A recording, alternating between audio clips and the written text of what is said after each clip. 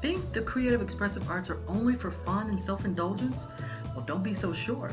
The therapeutic benefits of creative arts and crafts are well documented. Now watch to the end of this video because I have a special download that will walk you step by step through the process that I'm going to teach you today.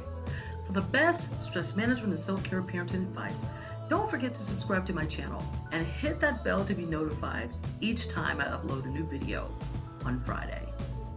Hey moms, it's Ophelia Lugwood-Berry here, your peer guide, to help you learn to utilize a healing craft or hobby to decrease your stress levels. Now, I've personally used this strategy and I've used it with countless clients in my private practice over the last 10 years. And so I know that this strategy actually works. And by the end of this video, you'll know exactly how this strategy can work for you. Step 1. Identify a rhythmic and repetitive craft or hobby that you love. It may be something that you're already doing, or it may be a craft that you want to start. Despite that, in any case, make sure that the craft or hobby is repetitive and rhythmic in nature. Why? Because the repetitive and rhythmic nature of the craft induces a relaxation response that breaks the chain of focused thought, that thing that you ruminate on over and over in your mind. And the breaking of that chain is what releases the stress.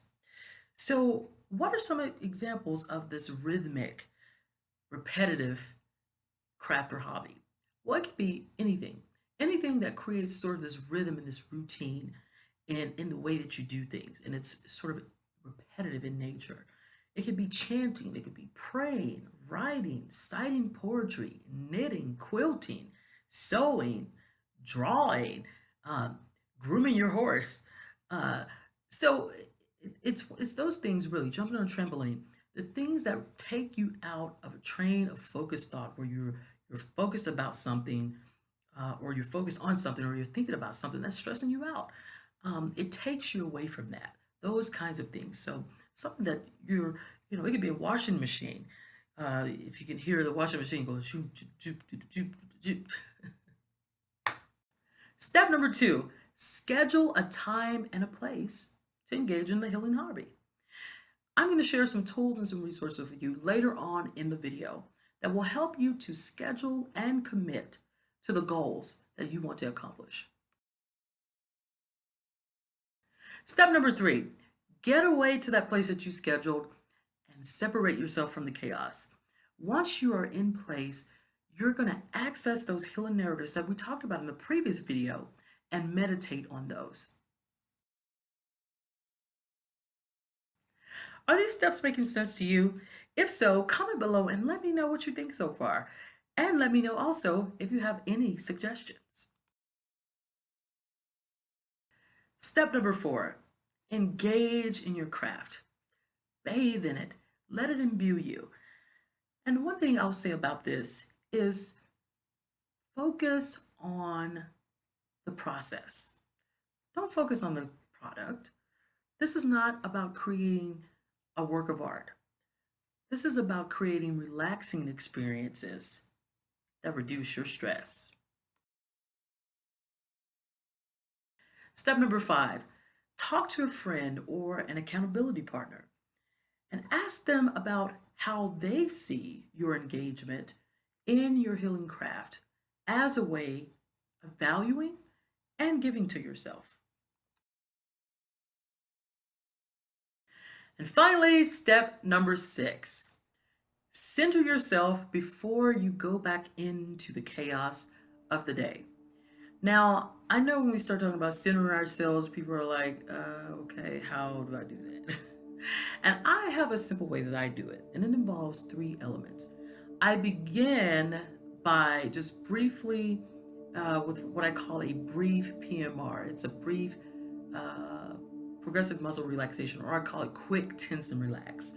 And basically what I do is I start with 3 deep breaths, and I do that 3 times, and then I move into just a brief tense and relaxation sequence. So I'll sort of tense my shoulders up real tight. It's like bringing my shoulders up to my ears.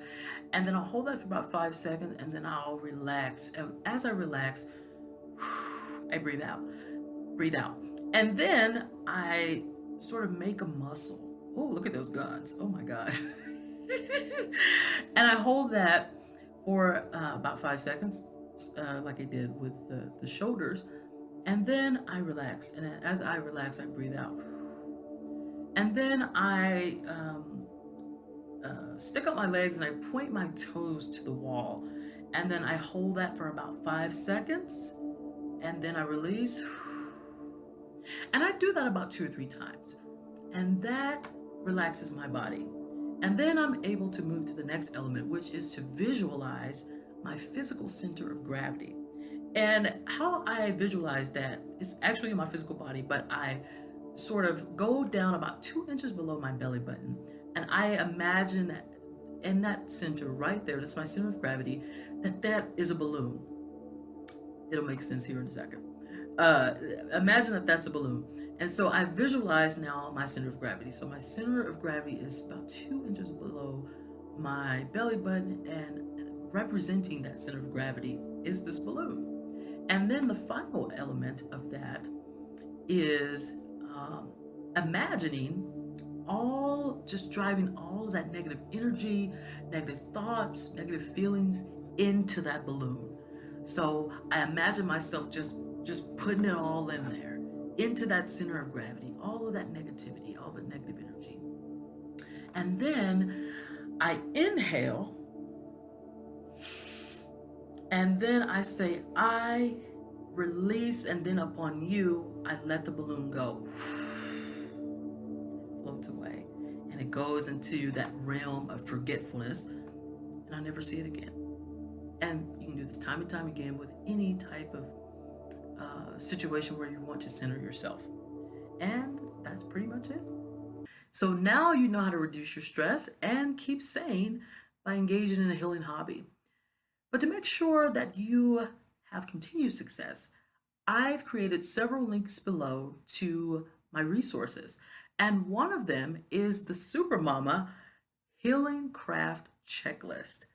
So make sure you grab that checklist in the link below and see the rest of the resources that I have for you in the links below as well.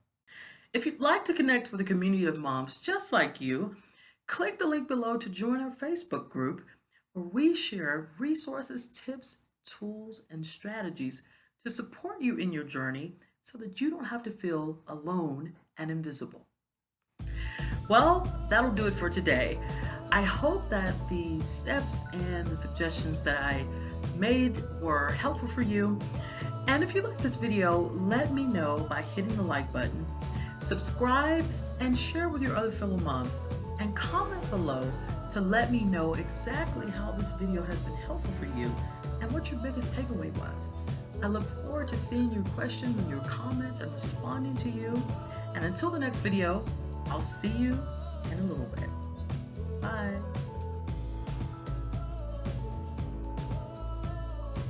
Hold on. Where the music at?